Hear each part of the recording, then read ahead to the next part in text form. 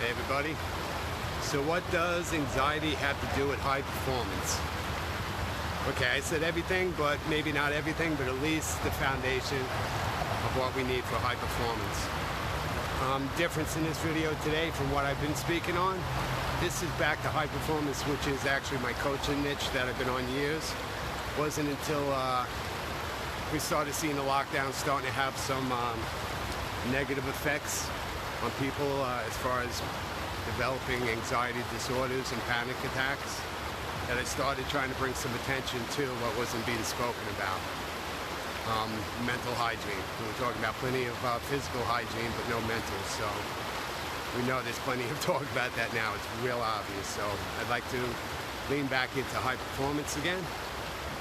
They're actually the same though, because we've been led to believe that anxiety could be the major health issue here in the United States, which is true, but the bottom line is, if we could take a different perspective on anxiety and actually see it as a friend and not as something we need to fight or an enemy, it changes up everything, to the point to where it changes the chemicals or hormones that are going on in our body, right?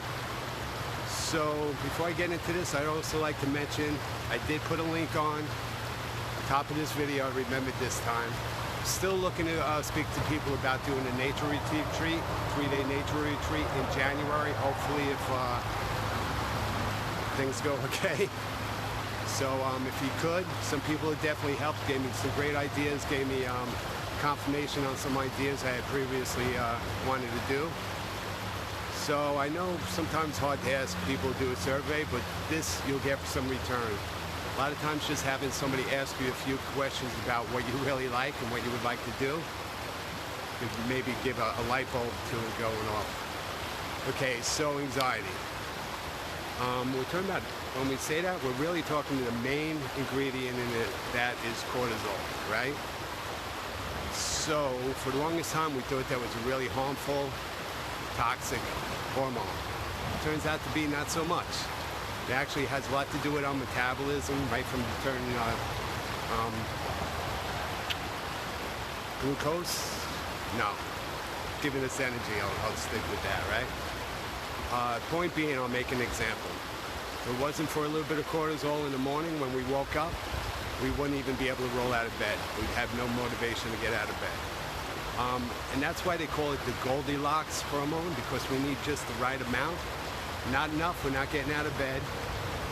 Same thing with eating. You know, we need that little bit of urge when we get hungry to eat. In the same way as in bed, we have too much. We go into fight or flight. We want to just roll over and put the covers over our heads, right? So not enough, we're not getting out of bed. Just right, we have a little bit of energy, a little bit of it to get out of bed. Too much, we get overwhelmed. Eating, not enough, we wouldn't eat. Sounds silly, but that's what would happen. They've done experiments. Just the right amount, we'll be eating for nutrition. Too much, that's a whole thing about food addictions, where sometimes we're going for the reward of this distraction, and it'll escalate. Like smoking, most smokers have a high level of anxiety, and when they smoke it comes down a little bit, but it's still way higher than most people. So, and they know now why it comes down a little bit. It's the deep breath from the taking a drag, and also the distraction, slowing down the mind, moving away from what was getting them so anxious. Okay, so for as high as talking about high performance, we're talking about going into the flow. A lot of science on it lately. The military put a lot of money into it, so we have a real clear understanding how we set it up. And the cool part is, if we go into flow and focus, which most of us are getting away from, right? More than 15 seconds, we're in trouble. So if we could go into the flow and keep focused for an hour or a few hours at a time, we could be more productive than somebody else that is actually spending a few days on the same project. So what happens is, when we get ready to do something, a lot of times the first thing, again, it's that anxiety or cortisol that we feel. And we get a little bit of feeling of uncomfortability, and a lot of us are not good with uncomfortability, and we automatically go to a habit of distraction, right? When we know we got to do stuff, I do it sometimes too. I could procrastinate with the best. Get a little uncomfortability without even thinking. I go for the remote, or for the last week, phone in the hand, right? But if we could stop and just feel that and realize that little bit of energy we're having is a precursor and what we need to lift, get our energy high enough to delve into what we're trying to achieve.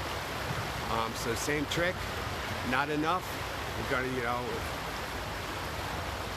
it's holistic, right? So we got to have enough energy to begin with, and enough sleep, and be eating right.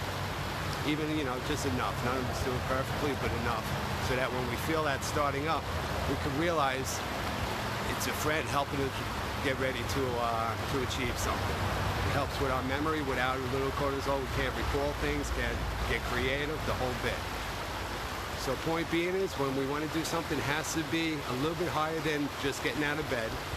Needs to the point where we need to reach and push ourselves a little bit to achieve what we want to do, or push ourselves to learn a little bit more than we know. It needs to be just enough where it's a stretch and it takes a little extra effort, but not enough where we set up this crazy goal where we're going to fall on the face and crash and shut down, fight or flight, right? So I just wanted to do this quick video, again reminding us that a little anxiety is our friend. And that goes for, people I know. It's real obvious. People are getting real angry for the last week. And that's, a side effect of anxiety. Not being recognized and not slowing down long enough to let it know what it's telling us and what our real concerns are. Then we could speak, like adults. Okay. Meanwhile, I think I'll let it go at that. I almost went into it a whole tyrant, but I know for myself, last week I got way out of whack, lost some habits, started getting anxiety enough to where I was off kilter, and I started feeling a little ill, swollen, got some swollen glands going on the whole bit. Thank God I had the habit of not picking up my phone before noontime. So 2 days, here we are 3 days later, and I'm feeling a little bit better. Issues with anxiety, definitely you can ask any questions here, or even if you have your own hacks that you deal with it, you can put in our comments. That's cool. People do it from now and then, and I learned something maybe, and other people definitely, and just the communication helps. A lot of people, for whatever reason, feel funny saying they have anxiety issues, like they're different than any of the rest of us, and they want to private message me. That's fine also.